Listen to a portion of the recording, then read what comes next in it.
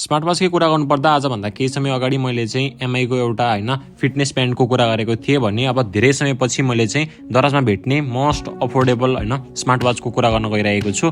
So यो रहेको छ T900 Ultra भने यहीसँग चाहिँ हामीले i12 को TWS पनि फ्रीमा पाएका छौँ।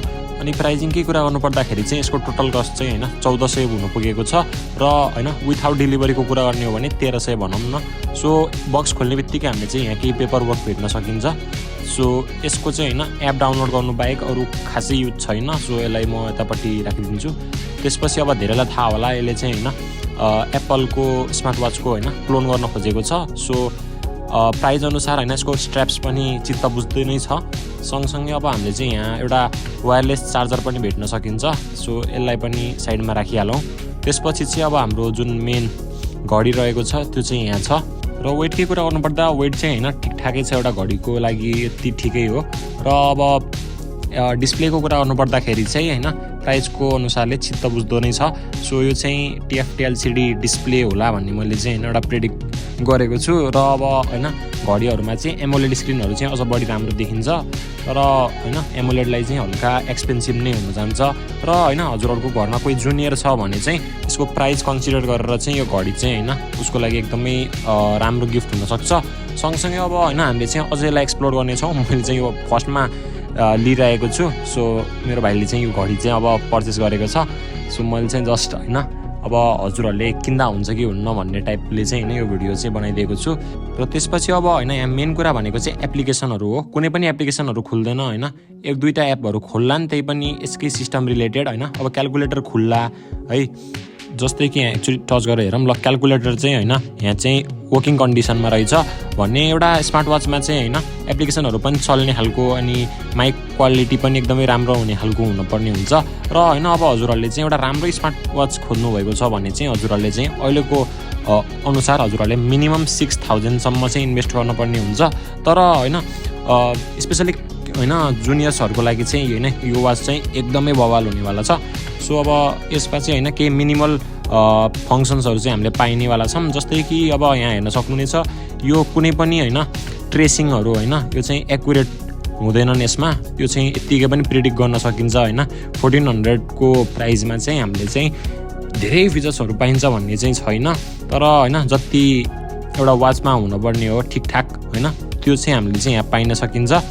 र त्यस्तै गरी अब यसपछि हामीले चाहिँ एकचोटि यो जुन TWS आएको छ यसलाई पनि एकचोटि हेरिदिउँ। सो अब यसलाई चाहिँ एकदमै धेरै देखेको थिएँ मैले दराजमा हैन TWS खोज्न जाँदाखेरि। र अब कतिलाई त हैन डर लागिरहेको हुन्छ नि त एउटा प्रडक्ट हैन टेस्ट गर्दा हैन रेटिङ पनि हेरिन्छ तर हातमा लिए जस्तो चाहिँ हुन्न। यसलाई एकचोटि हेरिदिउँ हैन यो कस्तो छ भनेर। i12 को 5.0 लेखेको छ TWS। अब यहाँ चाहिँ यस्तो खालको हामीले पाउन सकिन्छ। निकालिहालौँ, यसको भित्र केही छ जस्तो छ। र नभन्दै यहाँ चाहिँ हामीले एउटा हैन यसकै चार्जिङ केबल चाहिँ यहाँ भेट्टाउन सकिन्छ। र यहाँ हेर्न सक्नुहुन्छ यो जुन हाम्रो आइफोनको चार्जर हुन्छ त्यस्तै टाइपकोमा चाहिँ यहाँ हामीले भेटेका छौँ यसलाई चार्ज गर्नको लागि। र हैन क्लोन पनि हैन एकदम राम्रै तरिकाले बनाइरहेका छन्, तर क्वालिटी राम्रै पाइएला भनेर चाहिँ मैले एक्सपेक्ट गरिरहेको छैन। सो यसलाई निकालिहालौँ है टेप जस्तो। तर मजा आउँदो रहेछ यो निकाल्दाखेरि चाहिँ जुन फिलिङ छ त्यसलाई साइडमा राखिहालौँ। त्यसपछि अब हामीले चाहिँ यसलाई चाहिँ यहाँ इन्सर्ट गर्ने हो, त्यसपछि चाहिँ चार्ज गर्ने हो। त्योभन्दा पनि पहिला हैन यो उसमा एकचोटि अलिक टाइट रहेछ, यसलाई पछि ट्राई गर्छु। सो एकचोटि ओपन गरेर हेरिदिउँ यसलाई हैन। त्यसपछि यो चाहिँ हाम्रो यहाँ हेर्न सक्नुहुन्छ र कतिको वर्क गर्छ भनेर अब म यहाँ टेस्ट गर्न गइरहेको छु। मैले चाहिँ रेडमीको फोनबाट धेरैचोटि ट्राई गरेँ तर यसले चाहिँ रेडमीको फोनबाट पेयरै भएन। त्यसपछि चाहिँ मैले यहाँ अब हैन अर्को फोन लिएर आइसकेको छु स्यामसङको। सो स्यामसङको फोनबाट चाहिँ हैन यसले चाहिँ कनेक्ट भइसकेको छ भने अब बाँकी चाहिँ हामीले अडियो टेस्ट गर्न हो।